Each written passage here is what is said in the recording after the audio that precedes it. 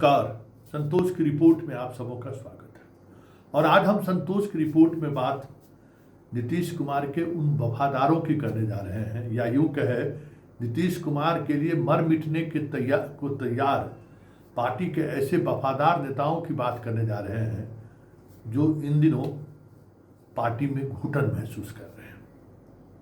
और उसी की परिणति है कि समता पार्टी के दौर से नीतीश के साथ रहे। नीतीश जिन्हें अपने घर के बच्चों की तरह माना, बीच में वो पार्टी छोड़कर चिराग के साथ चले गए, इसके बावजूद भी दिल में लगाए रखा। वो आज पार्टी को छोड़ दिया है। हम बात मधुबनी के पूर्व एमएलसी विनोद सिंह की करने जा रहे हैं। विनोद सिंह ने आज पार्टी के प्राथमिक सदस्यता से इस्तीफा दे दिया है। विनोद सिंह के इस्तीफे से मधुबनी जिले में जदयू के सेहत पर क्या प्रभाव पड़ेगा ये तो आने वाला वक्त बताएगा। लेकिन मधुबनी जिले में नीतीश जिनको सबसे ज़्यादा अपने करीब समझते थे, उन नेताओं में एक विनोद सिंह की भी गिनती होती थी। उनका साथ छोड़ना वाकई में नीतीश के लिए बड़ा नुकसान होगा, ये कहना अतिशयोक्ति होगी, लेकिन संकेत सही नहीं है। ये संकेत इसलिए सही नहीं है कि नीतीश कुमार से जो सीधे जुड़े हुए, चाहे वो पार्टी के कार्यकर्ता हो चाहे नेता हो, वो सारे के सारे इन दिनों असहज महसूस कर रहे हैं। उन्हें लग रहा है कि जैसे वो अनाथ हो गए हैं। उन्हें लग रहा है जैसे कि अब क्या होगा, क्योंकि नीतीश कुमार जिस स्थिति में है और जिस तरीके से पूरे पार्टी प्रोसेस से, या यूँ कहें कि पूरे पार्टी से और उससे कहीं के अलग थलग हो गए हैं, ऐसे में जो उनके वफादार हैं, उनके जो सिपाही हैं, सब लोग परेशान हैं। विनोद सिंह का जाना संकेत है कि आने वाले समय में कई ऐसे विधायक रास्ता बदलते हुए दिख जाए तो कोई बड़ी बात नहीं होगी। पार्टी के कई बड़े नेता सक्रिय राजनीति से संन्यास की घोषणा कर दें तो कोई बड़ी बात नहीं होगी।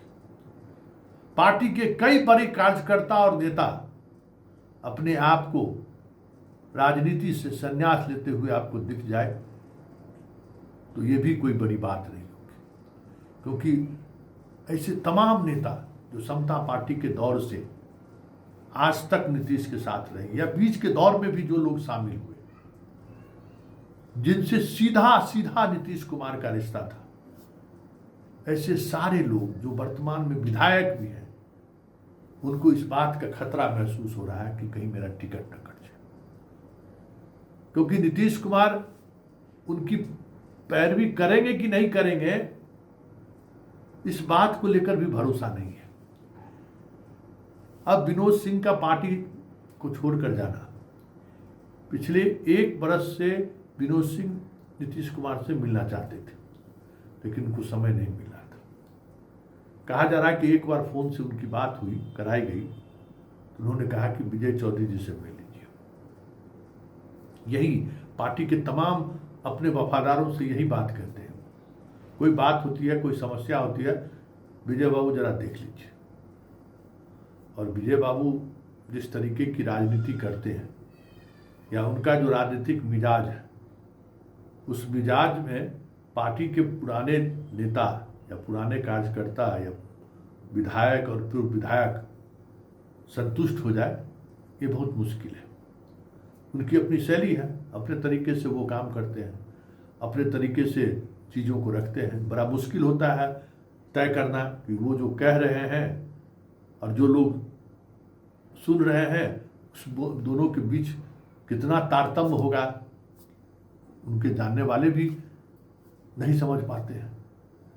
इस वजह से पार्टी और नेता के बीच एक बड़ी दूरी बढ़ गई है, काफ़ी दूरी बढ़ गई और इसका नुकसान होगा, क्योंकि जो लोग आज उनके साथ हैं, जो लोग उनके आसपास हैं, वो अपने अपनी राजनीतिक महत्वाकांक्षा को सेट कर चुके हैं कि हमें कहाँ जाना है, हमें किसके साथ रहना है।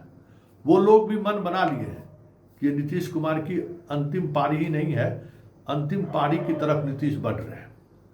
अब नीतीश कुमार से की और उनकी राजनीति से कोई खास वास्ता रखने की जरूरत नहीं है, उनके साथ रहने वाले लोग भी तय कर चुके हैं। लेकिन जो लोग नीतीश से जुड़े हुए हैं, जो लोग नीतीश के लिए कुछ भी कर गुजरने को तैयार है, ऐसे तमाम विधायक भी असहज हैं। करें तो करें क्या, कहाँ जाए, किससे अपनी व्यथा करें। और बहुत सारे विधायक तो इस डर से रास्ता बदलने को तैयार हैं कि कहीं कोई गुंजाइश नहीं दिख रही है तो हम करें, अपने एक अलग राह तो अपना लेना चाहिए। अभी से तय कर लेना चाहिए कि आरजेडी की तरफ जाना है कि कांग्रेस की तरफ जाना है या फिर बीजेपी के साथ जाना है। क्योंकि हर जदयू का तमाम लीडर ऊपर से लेकर नीचे तक, चाहे वो विधायक हो, चाहे वो मंत्री हो, चाहे वो सांसद हो, पार्टी के सीनियर पदाधिकारी हो, हर कोई शिफ्टिंग के मूड में है, शिफ्टिंग के मूड में है कि हमें शिफ्ट करना है। वक्त जो लगे, हमें बीजेपी के साथ जाना है तो हमें उसी लाइन पर काम करना है, हमको आरजेडी के साथ जाना है तो हमको उसी लाइन पर काम करना है, उसी लाइन पर बयान करना है, हमें कांग्रेस के साथ जाना है तो हमें उसी लाइन पर आगे बढ़ना है। और कांग्रेस के लोगों से कैसे संपर्क स्थापित हो, कांग्रेस में कैसे स्पेस बनाया जाए, इस काम में लगे हुए सारे के सारे नेता। जदयू के जो वर्तमान विधायक हैं उनकी भी यही स्थिति है, सांसदों की भी यही स्थिति है कि हम किसके साथ जाएं। सब अपने कॉन्स्टिट्यूएंसी, विचारधारा और आने वाले समय में मेरा राजनीतिक भविष्य क्या हो सकता है, बस इसी चिंता में लगे हुए हैं। पार्टी 2025 के चुनाव को कैसे पार करेगा इसकी चिंता कम है, सबों की चिंता इसी को लेकर है कि 2025 के चुनाव में टिकट मिलेगा कि नहीं मिलेगा। और दूसरी बात कि अगर मिलकर जीत कर आ भी गए तो फिर हमें किसके साथ रहना है, बीजेपी के लिए हाथ उठाना है या फिर नीतीश के लिए लड़ना है कि नहीं नीतीश कुमार ही मुख्यमंत्री होंगे, उनके चेहरे पर चुनाव हुआ है तो वही हम मुख्यमंत्री बनेंगे। ये जद्दोजहद है। तो समझ सकते हैं कि जब इस तरीके की स्थिति पार्टी के अंदर कार्यकर्ता, नेता, विधायक और सांसद महसूस करने लगे तो ये तय मानिए कि अब इस पार्टी के विराम का समय आ गया है, या यूँ कहिए कि अब इस पार्टी का सूर्यास्त होने वाला है।